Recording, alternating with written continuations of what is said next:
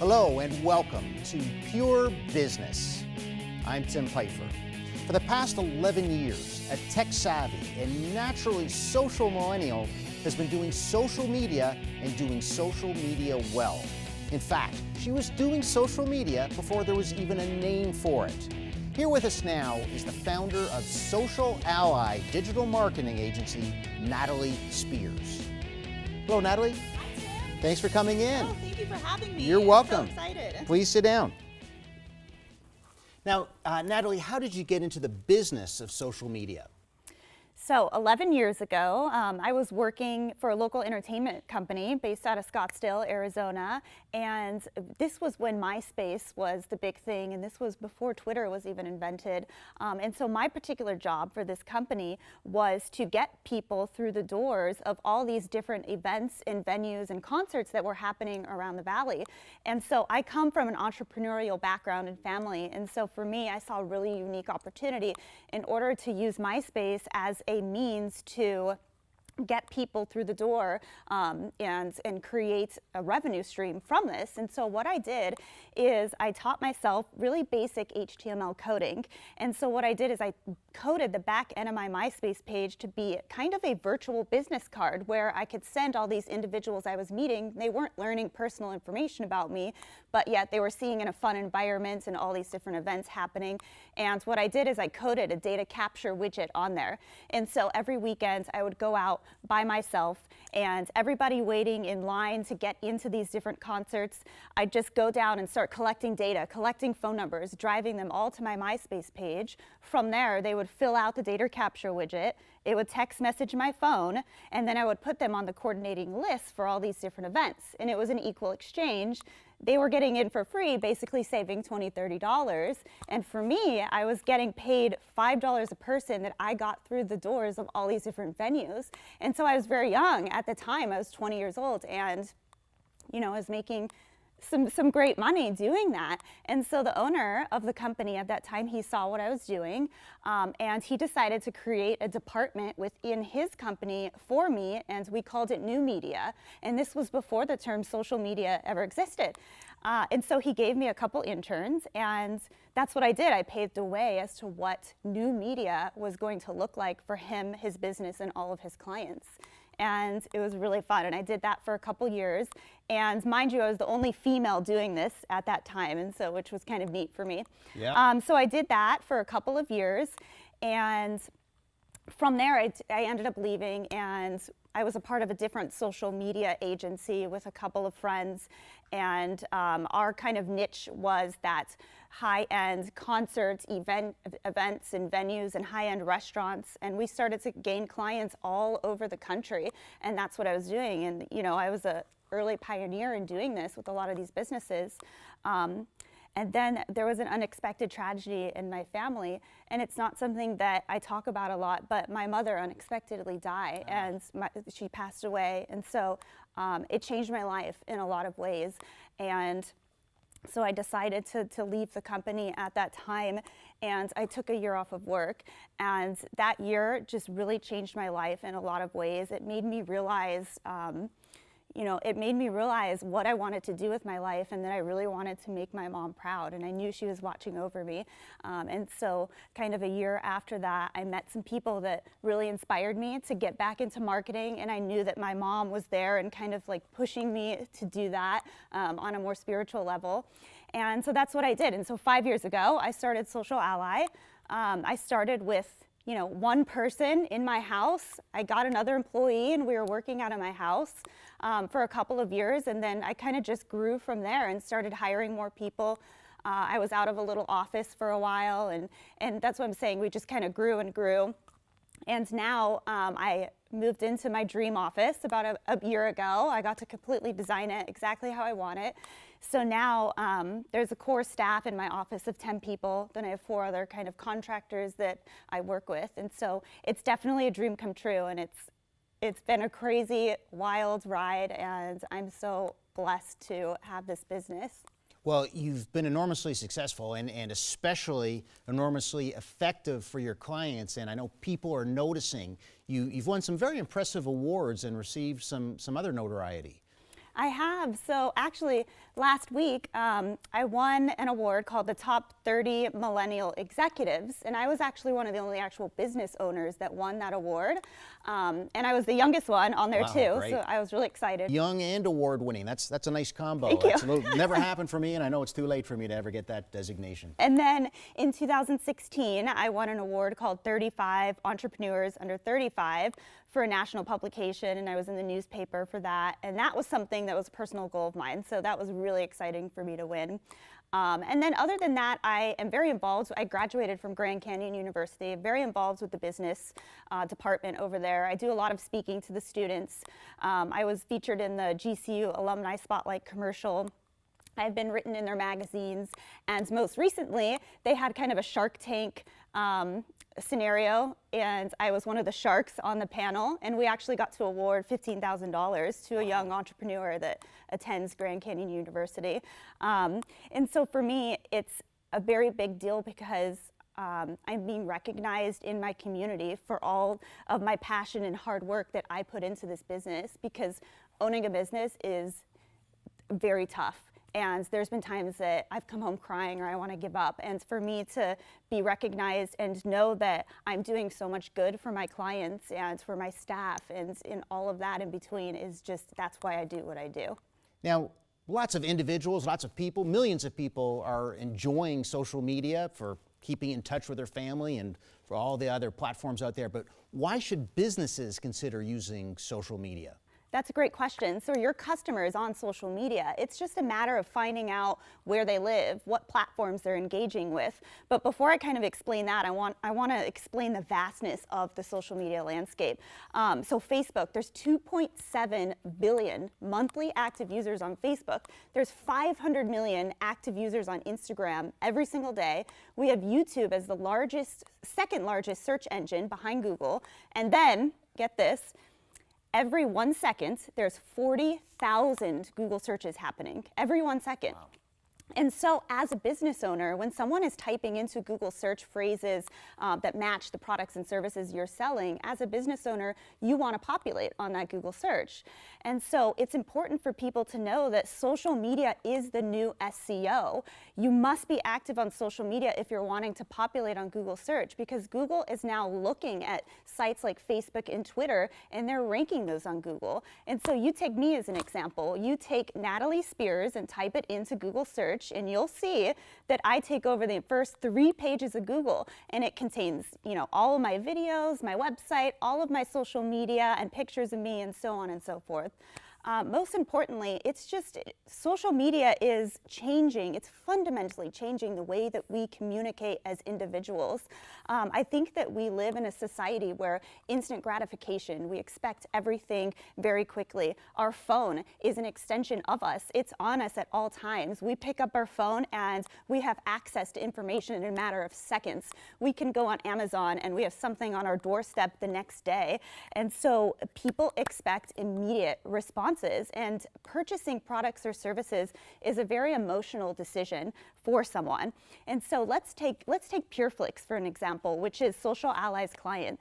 Every single day we get 50 to 100 customers coming to our Facebook Messenger asking us technical support questions, asking us, questions, how do I watch PureFlix? And so that's what I mean. Customer service, modern day customer service is changing in a drastic way. And businesses are going to be left behind if they don't keep up with that. And lastly, obviously, social media is much more cost effective. And it has much more precise targeting capabilities. So you take traditional billboard and you take Facebook ads and you compare the two. With a traditional billboard, you do have the opportunity to place it in high traffic areas, and you can predict how many eyeballs are gonna see that billboard. Now, are those eyeballs your ideal customer? You don't know. And then you look at Facebook ads, and you can be very precise with your targeting. You can target people by gender, by age, location, their interests, their internet buying behaviors. And so now suddenly your ads and the money you're spending are only being shown to those people who would purchase your product or service, meaning no wasted eyeballs. Well, what are some examples of the types of businesses, local or national businesses, that you serve? Yeah, that's a great question. So the cool thing about that is social media applies to any and every business. Now, PureFlix is one of my clients, and we're in all divisions of their business. The ministry side, PureFlix Entertainment, theatrical releases, and then the PureFlix.com video streaming service. I work with coaches, salons. I've worked with TV news stations, schools, restaurants, you name it. Every client is so different because there's no one-size-fits-all approach to social media. And so every client is very different in the scope of what we're doing for them. Yeah, I can't think of a single type of business or category of business that wouldn't benefit from an increased or improved social media presence. But have you ever gone in the opposite direction and actually turned down working with a particular client? And if so, why? Yeah, you know what, I have. So for me, it's very important. If I don't feel that myself or my business aligns with their overall mission, value, and goals of their actual business, I won't work with them. And so there has been an instance in which I have taken on a client and this person signed a 6-month contract and they paid me up front. And it was a lot, it was a good sum of money. After about a month of working with this particular client, I found out that this person was kind of bullying my staff, and they were kind of belittling my staff, and they treated me much differently than they did my employees. And so that just wasn't going to fly with me. And so what I did is I got my checkbook out, I wrote the check, and I mailed it off. And I am a very non-confrontational person, so for me to call and have this conversation with this particular client was very difficult for me, and it was a learning lesson for me. And those are things that all business owners go through in different types of ways, and that's what makes you stronger and a better leader. And I bet your staff loved you for it. You going to bat for them like that. Now, on the other hand, you must see lots of heart-touching stories. Have there been any favorites? Yeah, so I'm actually going to take that question. I'm going to circle it around to my employees and my company culture. So for me, it's always been really, really important to treat my staff with love and respect and kind of have an open door policy. I want everybody to come to me and feel free to contribute to the overall vision of the company and give me their ideas. I'm not a very corporate type of person. I believe that your staff is the foundation of any business. And how do you build a house without a solid foundation? And so that's why that's really important to me. And, obviously with any business, employees come and go and they have different life experiences that they need to go through. But I have some staff that has been with me from the very beginning. And for that, it's really crazy to see because they've grown with the business, and the business is how it's become something bigger than me. It's become something bigger than us. And so that's a really cool thing. And so back to your heartfelt question, I actually have a folder in my email, and this folder is labeled nice emails, okay? And so over the past 5 years, I have gotten so many handwritten letters. I've gotten emails from clients and employees of just like all these amazing stories. I've never had an employee leave without writing some sort of letter to me about how I have impacted their life in some positive way. And I get clients writing me about how I changed their business in a really great way. And so for me, that's my why. It's why I do what I do. And it's, like I said, owning a business is one of the toughest things that someone can do. And I go into work every day and I pour my heart and soul into Social Ally, and to know that others are watching and others are learning from me and growing from me personally is amazing. It's why I do what I do. Ah, that's wonderful. Now, I know you're doing lots of work with PureFlix. What's your favorite thing about PureFlix? I love PureFlix, and I love everything that they stand for. Their vision is to influence the global culture for Christ through media. And so I think that we live in a very, very complex world. We're constantly bombarded by sex, violence, drugs. Our children, they look up to these Hollywood stars who probably are not the best influence. So to know that Social Ally is working with PureFlix and knowing that we're contributing to this society and culture shift as a whole is awesome. And so every day, we see hundreds and hundreds of people commenting on all of PureFlix's social media with these amazing stories about how we've changed their lives in some sort of way. And so my favorite thing about PureFlix is that we're literally changing lives. And I actually brought with me today 2 customer testimonials that I'd like to read from you that I pulled from social media, from PureFlix's social media. Yeah, okay. please do. So here's one. I love the faith movies on PureFlix. It helped me understand so much more about the Father who created us and this world we live in today. PureFlix is helping me with my recovery from drug addiction. I just celebrated 1 year clean. Thank you, Jesus, and thank you, PureFlix. Wow. How cool is that? Very And so powerful, I have goosebumps. And Yeah. so I'm telling you, every single day we get, this is just one of thousands. I mean, it's awesome. It's really cool. Now, can you leave our audience with your most timely and useful social media tip? I can. So this is a great question, very timely. Facebook just made a huge change that's going to impact all small businesses across the globe. And what's happening is they're going to change the way that things are displayed on our newsfeed. And right now, the way that Facebook sits, if you log on to Facebook right now, start scrolling through your newsfeed, you'll notice that you're seeing a lot of content from businesses. You're seeing, funny memes, videos, inspirational quotes.